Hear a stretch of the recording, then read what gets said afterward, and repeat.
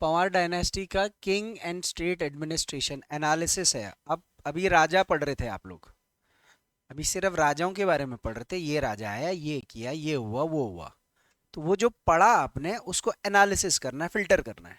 तो काफ़ी चीज़ें ऑलरेडी पढ़ी होंगी आपने ऑलरेडी, तो एक बार दोबारा वो फैक्ट, वो कीवर्ड आपके दिमाग में फिट हो जाएगा। और हमें थोड़ा एनालिटिकल चीज़ें भी मिल जाएंगी मेंस वेंस को लिखने के लिए। और साथ साथ में प्री में कई सारे कीवर्ड्स अभी भी छूट गए हैं, टैक्सों के नाम कई सारे छूट गए होंगे, पोस्ट्स के नाम छूट गए होंगे, सिस्टम्स के नाम छूट गए होंगे, तो वो इकट्ठा करके तो अगले एक हफ्ते तक आपको पंवार डायनेस्टी का एनालिसिस करना है अलग अलग एस्पेक्ट पर। अभी सबसे पहले एडमिनिस्ट्रेशन कराऊंगा। मैंने 7-8 चीज़ें यहाँ पर फिल्टर करी है पंवार डायनेस्टी के एडमिनिस्ट्रेशन के लिए, जिसमें से 3-4 चीज़ें आज कराऊंगा, 3-4 कल। तो इसमें पहला है political history and territorial extent, कि भाई कहां से कहां तक इनका एक रफ डायनास्ट कहां तक फैला हुआ था। आपको पता है, पढ़ रखा है, बट सिर्फ क्या करना है, जब एडमिनिस्ट्रेशन पूछेगा तो उसके लिए आपको पता होना चाहिए कि मुझे क्या क्या लिखना है। मोनार्क, मोनार्की कैसी मोनार्की ये फॉलो करते थे, सेंट्रलाइज्ड मोनार्की और a little decentralised monarchy. Central administration, राजा के अगल बगल में जो मंत्री परिषद होता था उसमें कौन की पोस्ट्स कौन कौन से होते थे, वो पोस्ट के नाम पूछेगा वो, ठीक है। और प्री में तो कोई एक पोस्ट का नाम पूछ लेगा और बोलेगा ये क्या काम करता था, तो देयर ड्यूटीज ऑल्सो। जैसे रीजेंट वर्ड बहुत कॉमन आता है वहां पर, रीजेंट कोई ना कोई महारानी रीजेंट जैसी होती थी ना, गुलेरिया होगी, नेपालिया होगी, और आपकी डोटियाली हो गई, रानी कर्णावत हो गई, है ना। कई बार इन्होंने रीजेंट की तरह काम करा है, तो वो क्या है, क्या ऑर्डर ऑफ प्रेसिडेंस क्या था उनका, ये सब। रीजनल एडमिनिस्ट्रेशन जिसको हम प्रोविंशियल एडमिनिस्ट्रेशन की, सेंटर में तो फिर उसके बाद अलग अलग क्या स्टेट्स थे, डिस्ट्रिक्ट्स थे, कैसे करके विलेज विलेज लेवल तक ये एडमिनिस्ट्रेशन को मैनेज करते थे। और फिर military organization, capitals of the kingdom. Kingdom generally मैं आपको सारी कैपिटल्स बता दूंगा यहाँ पर, ठीक है। कानपुर से स्टार्ट होती है इनकी कहानी, कानपुर से होती है ना, कहाँ से होती है, कैपिटल कहाँ से स्टार्ट होती है इनकी। देवलगढ़ तो 1517 में आया था देवलगढ़ में। ये डेट्स भी तो याद रखनी है, मैं देवलगढ़ 1517 बोल रहा हूँ, उससे पहले चांदपुरगढ़, उससे पहले कानपुर। तो सारे कैपिटल, श्रीनगर, टिहरी टूरी वगैरह सब। देन जुडिशियल सिस्टम, राजा न्याय कैसे करता था, है ना। तो judicial system, this is before the princely state. Tehri princely state से पहले का हम पढ़ेंगे, क्योंकि टिहरी प्रिंसली स्टेट के टाइम पर तो ब्रिटिशर्स ने अपने जुडिशियल सिस्टम इंटीग्रेट करने की कोशिश करी थी ना। और उसके बाद स्टेट का रेवेन्यू कहां से मिलता था, रेवेन्यू ऑफिसर्स, रेवेन्यू के लिए टैक्सेस कितने टाइप के होते थे, उनके नाम क्या थे, क्योंकि सबसे ज्यादा आजकल पेपर में यहां से क्वेश्चन पूछ रहा है, ये कीवर्ड पूछ रहा है। टैक्सेस के नाम पूछ दे रहा है, जुडिशियल ऑफिसर्स के नाम पूछ रहे हैं, सजाओं के नाम पूछ दे रहा है, जैसे अभी वो जैसे गोरखा ओरखा में वो सजाओं के नाम भी पूछ लेता है। और वो जो होगा वो लोकल कीवर्ड होगा, तो वो लोकल कीवर्ड्स अपन माइंड में फिट करना है, ठीक है। एक एक करके देखें, थोड़ा थोड़ा करके सब समझते हैं। I have tried to be, मैं मतलब काफी फिल्टर करने की मैंने कोशिश करी कि ज्यादा ग्रामर में ना यूज करूं, पर फिर भी देखते हैं। सबसे पहले स्टार्ट कर रहा हूं मैं political history and territorial extent. देखो कहानी कुछ ऐसे स्टार्ट होती है, यहां पर एक पॉइंट ध्यान देना, बिफोर या बिटवीन, एक पॉइंट में मिस कर गया यहां पर, chronology. Between 9th to 11th century, ठीक है, they were basically subjugatory, they were basically subjugatory rulers। 9वीं से लेकर के 11वीं शताब्दी तक जो पंवार डायनेस्टी के रूलर्स थे ये सब्जुगेटरी रूलर्स थे ज्यादातर। सब्जुगेटरी का मतलब जैसे कार्तिकेयपुर वालों के अंडर में चले गए, ब्रह्मपुर वालों के अंडर में चले गए, है ना। तो इन्होंने अपने एरिया की टेरिटोरियल इंडिपेंडेंस इनकी काफी हद तक थी, बट फिर भी एक रॉयल पेट्रोनेज देते थे जो बड़ा राजा था उस टाइम पर, कार्तिकेयपुर डायनेस्टी वाले बड़े राजा थे। तो शुरुआत में ये लोग जो हैं उन्होंने किसी न किसी के अधीन काम किया है। कब तक? 11वीं शताब्दी तक। 11th सेंचुरी के बाद जो पंवार डायनेस्टी के मोनार्क्स हैं उन्होंने अपने आप को इंडिपेंडेंट बना दिया था। काफी सारे गर्ल्स को उन्होंने कंट्रोल करके अपने आप को, क्योंकि कार्तिकेयपुर का कोलैप्स होता है 10th 11th सेंचुरी तक आते आते, वो तो बैजनाथ की तरफ चले जाते हैं ना, तो फिर इस तरफ गढ़वाल रीजन में ये एक छत्र में फिर ऊपर उभरने के लिए आ जाते हैं। वो स्टोरी मैंने पढ़ा रखी है। तो 11th सेंचुरी तक ये इंडिपेंडेंट रूलर बन जाते हैं। और कहानी में असली ट्विस्ट कब आता है? 15th सेंचुरी में, लेट 15th सेंचुरी में Maharaja Ajaypal unifies the entire 52 garh territories. तो he is considered as the real founder of the Panwar dynasty. वैसे तो पंवार डायनेस्टी कनकपाल ने 888 AD में एस्टैब्लिश कर दी थी। कब कर दी थी? 888 AD में। ठीक है, तो एक थोड़ा सा इनके यहां पर इसमें मैं क्या बता रहा हूं, पंवार डायनेस्टी का जो जो एक तरीके का सोवरिनिटी है, वो जो सोवरिनिटी है उसको लेकर के क्या हमारा एक क्रोनोलॉजी बनता है। यहां पर लिख लेना, ये मैंने सोवरिनिटी नहीं लिखा शायद, सोवरिनिटी की क्रोनोलॉजी। समझ रहे हो?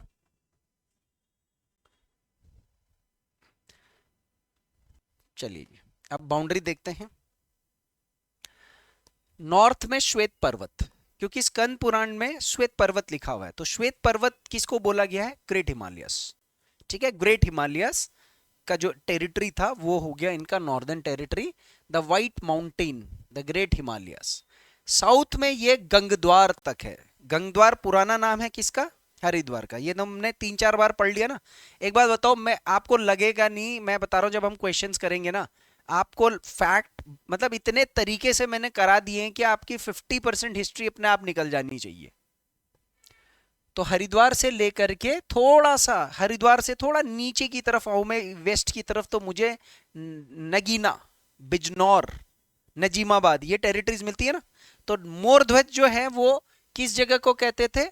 जो नजीमाबाद है।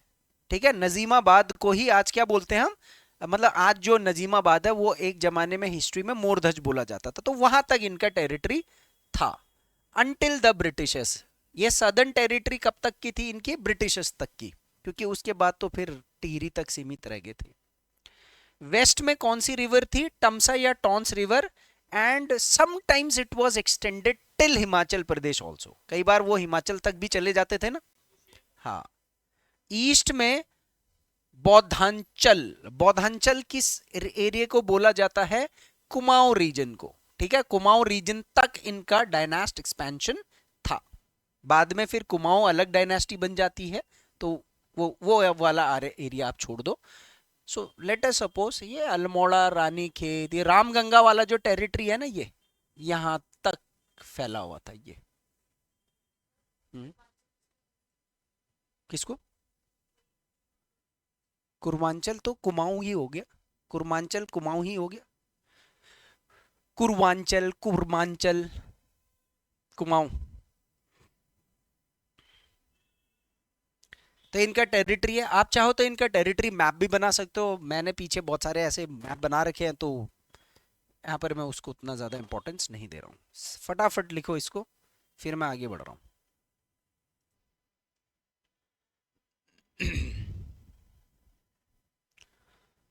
Second point, Capitals of the kingdom. Kumaon की गढ़वाल किंगडम की कैपिटल अगर पूछी जाएगी तो पहले गढ़वाल किंगडम की कैपिटल देखेंगे, उसके बाद टिहरी प्रिंसली स्टेट की कैपिटल देखेंगे। ठीक है, दोनों अलग अलग है एक तरीके से। गढ़वाल किंगडम कंप्लीटली क्या थी? एक तरीके से एक इंडिपेंडेंट किंगडम थी, और जो टिहरी प्रिंसली स्टेट है वो सब्सिडरी अलायंस में अंग्रेजों के। तो सबसे पहली कैपिटल कौन सी बनेगी? कौनपुरगढ़, जो कि चांदपुरगढ़ से 10-11 किलोमीटर ऊपर ही थी। उसके बाद नीचे चांदपुरगढ़, उसके बाद देवलगढ़, उसके बाद श्रीनगर, उसके बाद टिहरी। ठीक है, हालांकि जो टिहरी है ये बेसिकली मैंने आगे भी लिखा हुआ है टिहरी, तो आप इसमें इस वाली स्लाइड में टिहरी मत ऐड करना, ठीक है, करना भी चाहो तो कोई बात नहीं है, बट टिहरी बेसिकली तब बनी थी जब वो टिहरी प्रिंसली स्टेट बनी थी। तो पहली शुरुआत होती कौनपुरगढ़ में। इसकी कोई डेट नहीं है, किसी की डेट होगी किसी की डेट नहीं होगी, ठीक है। तो डेट्स जिसकी है वो सारी याद करनी है, कब से कब तक किसने बनाई वो सब याद करना, मैं पहले बता रहा हूं, यहाँ डेट्स पूछेंगे। तो इसकी तो डेट है नहीं। This was likely the original capital, which was on a little higher altitude at the same location in Chamoli where Chandpurgarh exists. बाद में नीचे कौन लेकर के आता है इसको? Kanakpal. Kanakpal established Chandpurgarh in 800 AD, 88 AD। उसके बाद देवलगढ़ कौन ले जाता है? अब यहां से आगे आप लोग बताओगे। अजयपाल। अच्छा, अजय और श्रीनगर कौन ले जाता है? विजयपाल। विजयपाल तो कोई था ही नहीं, बताओ। अब यहां मैंने कहानी बता रखी है, अब आपको याद नहीं रह रही है तो फिर देखो। अच्छा, कैपिटल क्यों शिफ्ट करी थी? क्योंकि उधर कुमाऊं में चंद डायनेस्टी पावरफुल होते जा रहे थे, तो और नेपाल से भी आक्रमण होते रहते थे, तो उसने थोड़ी सी ईस्ट वेस्ट की तरफ शिफ्ट करी। जब उसने वेस्ट की तरफ शिफ्ट करी कैपिटल को, तो उसने श्रीनगर को कैपिटल बनाने का सोचा था, बट कैपिटल तो अजयपाल श्रीनगर ही ले जा रहा था, लेकिन एक कैपिटल बनाने में 8-10 साल लग जाते थे उस टाइम पर। डेवलप भी तो करना है ना, स्ट्रक्चर्स, बिल्डिंग्स, रोड वोड, कुछ ना कुछ बनानी है। पर खतरा था, तो इसने क्या करा, पहले ये चांदपुरगढ़ से इसने एक टेम्पररी कैपिटल बनाई, देवलगढ़, 1570। उसके बाद गया वो कहां पर? श्रीनगर में। तो दोनों कैपिटल अजयपाल ने बनाई है, ऐसा करके उसको लिंक करो, स्टोरी बना के चलोगे तो फिर ये याद रहेगा। तो पहली, this Devalgarh was relocated by Ajaypal in 1512, और 12 से लेकर के 70 तक देवलगढ़ कैपिटल थी, 5 साल तक। उसके बाद जब श्रीनगर बन गई थी 1517 में, तो यहां पर फिर अजयपाल ने कैपिटल बनाई थी। इसका डिस्क्रिप्शन एशियाटिक रिसर्चर्स करके जो जर्नल है, सॉरी बुक है, उसके अंदर लिखा है, ठीक है। वहां पर एक रॉयल पैलेस बनाया गया था, मैसिव स्टोन, और एक 4 स्टोरीड एडिफाइस बनाया गया था, महल, 4 मंजिला भवन बनाया गया था, जिसका डिस्ट्रक्शन हो गया था आगे। 1803 का अर्थक्वेक आया था, जो उसमें ये डिस्ट्रॉय हो गया था संवत 1860 के अनुसार। और उसके बाद एक बार फिर से फ्लड आया था, बिरई फ्लड आया था, जो 1894 में, याद है बिरई फ्लड, तो जो गौड़ा लेक वाला। तो उस टाइम पर ये 2 बार, ये जो जिस टाइम पर ये फ्लड्स आए थे या डैमेजेस हुए थे, उस टाइम पर इसका जो ये महल है, वो जो श्रीनगर वाला महल है, वो जरूर तबाह हुआ था इस टाइम पर। बाकी ये संवत आपको लिखने की जरूरत नहीं ब्रैकेट में, और ये लिखना है तो लिख सकते हो एडिशनल नॉलेज के लिए, क्योंकि कभी कभी पूछ लेता है कि जो अजयपाल का जो श्रीनगर का जो पैलेस है, वो किस अर्थक्वेक में डैमेज हुआ था, 1803 के अर्थक्वेक में, या किस मैसिव फ्लड में उसको डैमेज हुआ था, तो 1894 के फ्लड में। ये फ्लड के बारे में और अर्थक्वेक के बारे में मैंने आपको ज्योग्राफी में भी पढ़ा रखा है। तो ये तो हमारी हो जाएगी capitals of the Tehri kingdom. अब इसके बाद हम पढ़ेंगे capitals of Tehri princely state. हाँ हाँ, इधर कहीं पर था या ऐसा था, but there is no preservative archaeological source की एग्जैक्टली। क्योंकि इसलिए नहीं है, क्योंकि इसके बाद जब श्रीनगर के बाद ब्रिटिशर्स आते हैं, श्रीनगर के ऊपर कंट्रोल करते हैं, तो फिर ब्रिटिशर्स फिर उन जगहों पर अपने स्ट्रक्चर्स खड़े कर देते हैं। और आज की डेट में तो वैसे भी वो पूरा शहर बन चुका है, तो देर इज, मतलब ऐसा है नहीं कोई कि कोई प्रिजर्व्ड हिस्टोरिकल प्लेस होगा वहां पर। टेम्पल वेम्पल प्रिजर्व्ड है, बट महल उस हिसाब से नहीं। पर जगह है कि यहाँ कहीं पर थी, ऐसे करके। अब आती टिहरी प्रिंसली स्टेट। तो 1815 के बाद जब गुरखा वॉर हुआ, तब आपकी टिहरी एस्टैब्लिश हुई। किसने एस्टैब्लिश करी? सुदर्शन शाह ने, है ना। क्या चीज? थोड़ा और नीचे, उसकी एलिवेशन और नीचे है। अब टिहरी प्रिंसली स्टेट की कैपिटल, सबसे पहले टिहरी कौन सी वाली? ओल्ड वाली। ये कब बनी थी? 1850 में किसने बनाई थी? सुदर्शन शाह। ठीक है, और कब तक रही थी ये? 1862। उसके बाद कैपिटल को एक शॉर्ट ड्यूरेशन के लिए शिफ्ट किया गया था। किसने किया था? प्रताप शाह ने। कहां पर? प्रतापनगर 1862 में। हालांकि उस टाइम पर प्रतापनगर और टिहरी दोनों को ही ये यूज करते थे एज अ कैपिटल। उसके बाद फिर कीर्ति नगर किसने किया था? कीर्ति शाह ने 1890। क्यों करा था उसने कीर्ति नगर? क्योंकि श्रीनगर के नजदीक के चक्कर में, है ना, इमोशनल कनेक्ट था इसका। उसके बाद आता है नरेंद्र नगर। वैसे तो नरेंद्र नगर में 1919 से ही काम स्टार्ट हो गया था, कैपिटल प्रोक्लेमेशन 19 में हो गई थी, बट ऑफिशियल काम 1925 से शुरू हुआ था। तो this was established bye Narendra Shah. क्योंकि प्रताप शाह, कीर्ति शाह, नरेंद्र शाह के नाम की जरूरत नहीं है, क्योंकि उन्होंने खुद ही बनाई है, उन्हीं के नाम पर है। ठीक है, हाँ, आपको बस ओल्ड टिहरी किसने बनाया है इसका पता होना चाहिए। Sudarshan Shah. He was the king at the time of the Anglo-Gurkha War who survived in the Anglo-Gurkha War, but his father Pradyuman Shah died in the Khudbura battle. ये डेट्स पूछ लेगा कभी कभी। ठीक है, तो 15 टिहरी का तो याद रह जाता है गुरखा वॉर के हिसाब से।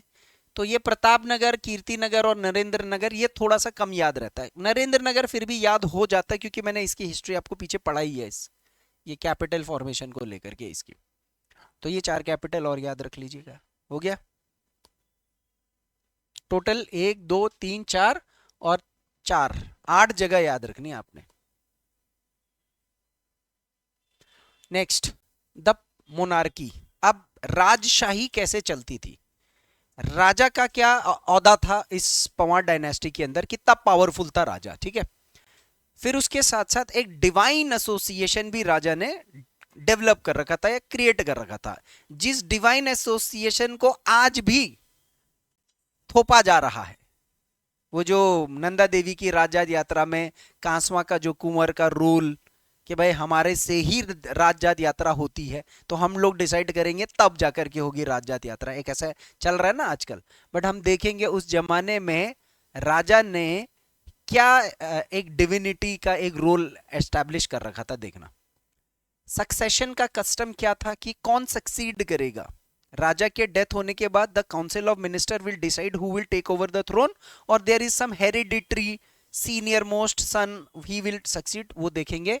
और कुछ टाइटल्स जो यहाँ के राजाओं ने रखे थे, तो वो टाइटल्स की इवोल्यूशन कैसे हुई, कौन से ऐसे राजा थे जो सिर्फ राजा शब्द यूज करते थे, कौन ऐसे राजा थे जो महाराजा इस्तेमाल करते थे या महाराज अधिराज करते थे, और कोई एक्सक्लूसिव अलग से टाइटल्स और यहाँ के राजाओं ने लिए होंगे या नहीं लिए होंगे, वो टाइटल्स आपसे पूछे जाएंगे। ठीक है, पहले आते हैं किंग्स का पावर और स्टेट। तो ये तो देखो एब्सोल्यूट मोनार्की थी। तो एब्सोल्यूट मोनार्की का मतलब क्या होता है?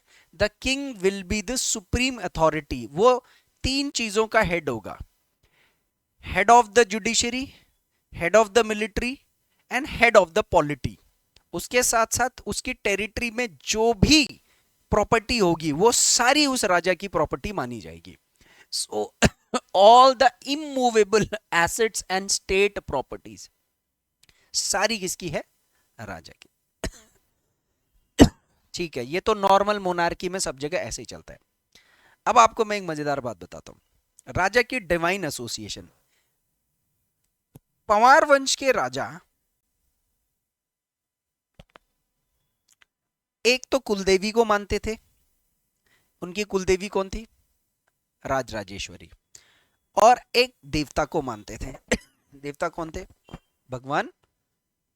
और देखो, उस देवता के ये अपने आप को उसी देवता के डिसेंडेंट या शक्ति या अवतार मानते थे, और जनता के मन में यह भाव था, पैदा किया गया था कि हम उस देवता के ही हैं।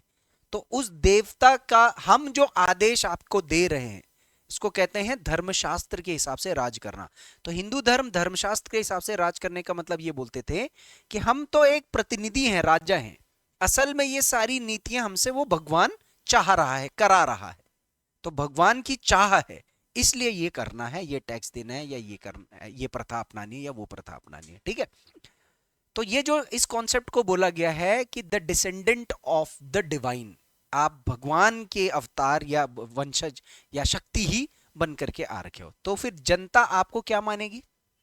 आपको भी भगवान मानेगी, आपको भी डिवाइन मानेगी, आपके आदेश का टालेगी नहीं। तो कौन से भगवान का ये को की डिविनिटी में रहेंगे जिसके दर्शन करने के लिए पहले राजा के दर्शन करने जरूरी होते थे। मतलब आप अगर उसके दर्शन करने जा रहे हो तो सबसे पहले राजा के दर्शन करने पड़ेंगे, उसी के बाद आपको उस देवता के दर्शन की परमिशन मिलती थी कि राजा आपकी प्योरिटी चेक करेगा।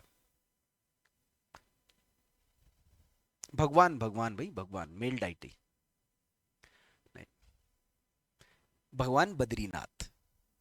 ठीक है, पंवार्स जो हैं उनकी कहानी कहां से शुरू हुई? कनकपाल से हुई। और कनकपाल जो राजा है वो किन की यात्रा के लिए आ रखा था बताओ? भगवान बद्रीनाथ की।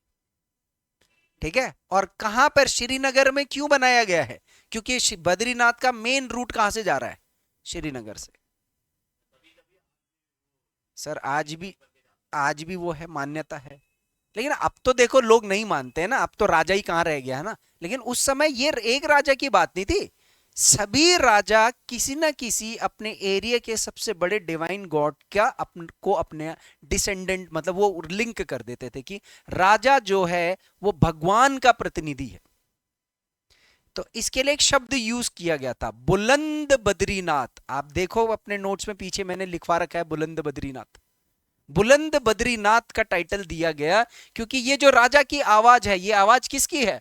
बद्रीनाथ की है। तो डिवाइन एसोसिएशन क्या किया? दे रिवर्ड देमसेल्व्स एज बुलंद Badrinath, means the speaking Badrinath. भगवान बद्रीनाथ हम ही है, the living embodiment of Lord Badri. भगवान बद्री के जो इंसानी रूप है वो हम हैं। हम में भगवान बद्रीनाथ की शक्ति का क्या है? एक अंश है। तो इसीलिए हम जो बोलेंगे समझ लेना वो भगवान बद्रीनाथ बोल रहे हैं। ऐसा क्यों करते थे पहले के जमाने में राजा महाराजा लोग? द फेयर, डर पैदा करने के लिए, है ना, सम्मान प्राप्त करने के लिए। So there was a ritual of Badrinath visit after the. सर राजाओं ने भगवान को भी अपने बाद बनाया। देखो, भगवान के दर्शन बाद में होंगे, पहले किसके दर्शन करने हैं आपको? हमारे दर्शन करने।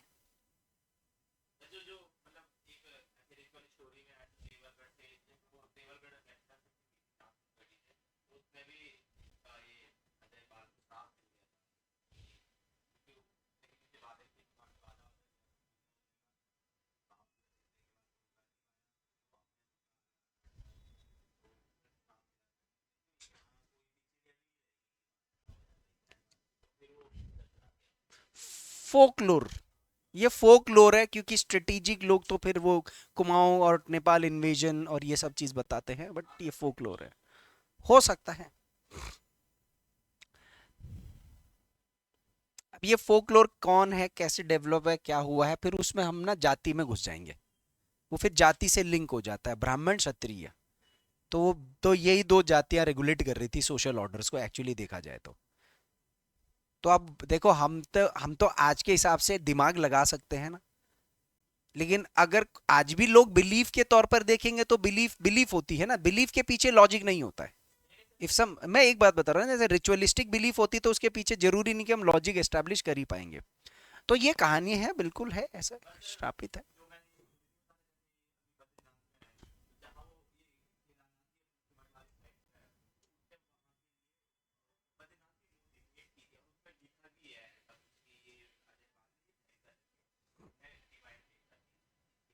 हम्म, बिल्कुल बिल्कुल। बुलंद बद्रीनाथ। सक्सेशन का कस्टम क्या था? सक्सेशन कैसा होता था? एक राजा के जाने के बाद दूसरा राजा कौन आएगा? हेरिडिटरी। ये तो कॉमन शब्द है, आपको ऑलरेडी पता है ये चीज। एल्डेस्ट सन को क्या बोला जाता था? युवराज या कुमार या टिक्का। पेपर में इनमें से कौन सा वर्ड आएगा? टिक्का कीवर्ड आएगा। ठीक है, टिक्का। टिक्का का मतलब क्या हो गया? युवराज, जो अब राजा बनेगा। तो जब कोई एल्डेस्ट सन पैदा होता था ना, तो जब तक उसको राजगद्दी नहीं मिलती थी, उसको मतलब under high security, high care, उसकी डेवलपमेंट, ग्रूमिंग और प्रोटेक्शन होती थी, क्योंकि ये राजकुमार है, युवराज है, अगला राजा तो यही है। टिक्का, उसका टीका, तिलक। वे टिक्का वर्ड कैसे हुआ था? उसके पैदा होते ही उस पर क्या लगा देते थे? उसका टीका। तो उसकी और भी तो बच्चे होंगे ना, राजा के कई बीवियां होती थी, तो उस लड़के की पहचान सारे बच्चों में अलग क्यों होती थी? उसको एक विशेष प्रकार का तिलक लगाया जाता था। तो शायद वहां से ये टर्म टिक्का टिक्का करके आ गया होगा। ठीक है, तो ये कीवर्ड याद रखना पेपर के लिए। And in absence of the male heir the younger brother will assume the title. इसका मतलब क्या हो गया? हम्म हम्म अगर उसका मेल उत्तराधिकारी नहीं हुआ तो किसका छोटा भाई आएगा गद्दी है? राजा का या राजा के बेटे का? अबे राजा के बेटे का तो बेटा ही नहीं हुआ ना, तो राजा का ही छोटा भाई फिर गद्दी पर आएगा। तो वो जो प्रद्युमन शाह पराक्रम शाह वाली जो कहानी थी, वहां पर क्या चल रही थी? वो कुमाऊं डायनेस्टी और गढ़वाल डायनेस्टी को लेकर के पराक्रम शाह ने बोला भाई तेरे पास जब कुमाऊं है तो तू गढ़वाल क्यों आ रहा है? प्रद्युम्न ने बोला, हर्षदेव जोशी ने पंप भरा, साहब आप ही तो हैं राजा, आपके पिताजी ने आपको यहाँ गद्दी दिया है, आप वहां तक एक्सपैंड करो, आप बड़े हो। तो अगर मान्य बात किसी राजा का बेटा नहीं होता है तो जो राजा का भाई है, ठीक है, younger brother will assume the title, राजा का छोटा भाई। हर्षवर्धन की कहानी याद है आपको हिस्ट्री में? हर्षवर्धन से पहले जो कन्नौज का राजा है वो कौन बनता है? थानेश्वर का राजा, वो प्रभाकर वर्मन बनता है। तो प्रभाकर वर्मन बड़ा भाई था, फिर वो उसकी बहन को किडनैप कर देते हैं। शशांक, बंगाल का राजा शशांक जो है वो किडनैप कर देता है, वो कन्नौज पे आक्रमण करता है, तो कन्नौज के राजा के साथ उसकी बहन की शादी थी, उसको किडनैप करके ले जाता है। तो प्रभाकर वर्मन जो है वो अरे सॉरी, प्रभा राज्यवर्मन, तो राज्यवर्मन जो है वो बचाने के लिए जाता है, लेकिन शशांक उसको मार देता है। तब फिर राज्यवर्मन का छोटा भाई हर्षवर्धन वो गद्दी पर आता है।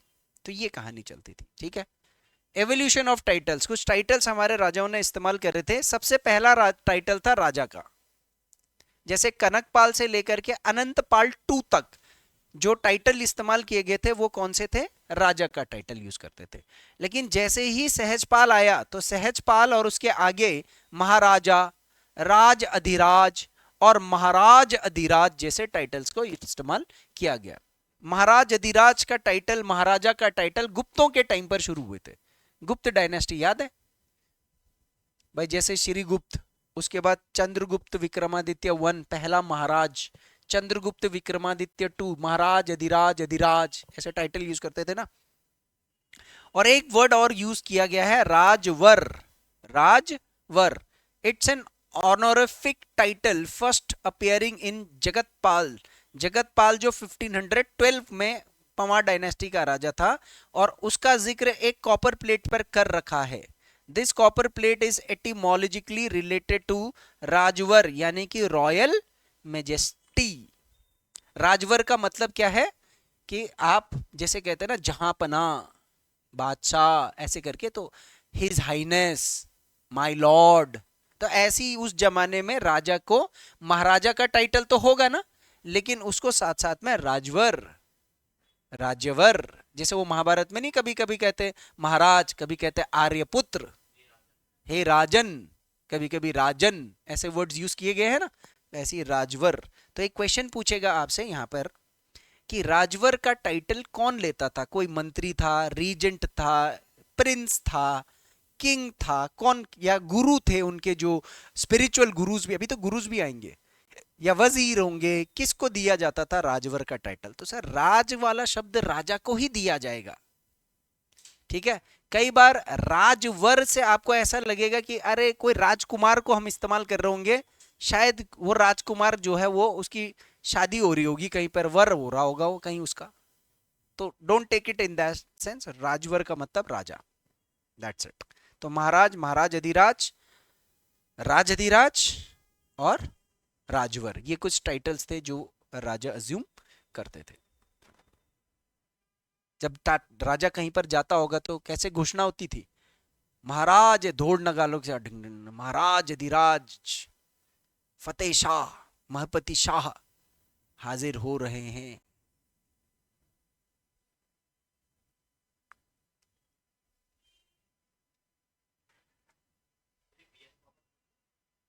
वर्सेस, वर्सेस का मतलब कॉपर प्लेट में लिखा गया है ये, जहां से हमें पता लगता है कि राजवर टाइटल जगताप पाल या उसके आगे से, हो सकता है पहले से भी यूज हो रहा होगा बट हमें कहीं पर कोई ट्रेसेस नहीं मिले।